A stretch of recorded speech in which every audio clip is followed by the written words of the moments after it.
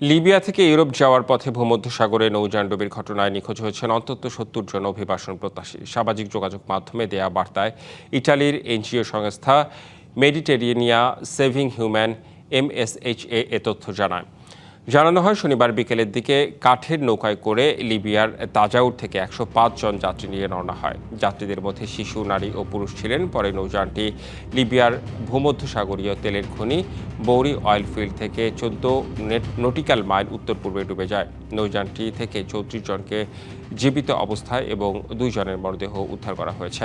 এদিকে জীবিত যাত্রীদের বরাত দিয়ে ল্যাম্পেদুসা ভিত্তিক বার্তা সংস্থা আনসা নিউজ জানিয়েছে, নৌযানটিতে ১৮০ জন অভিবাসন প্রত্যাশী ছিলেন।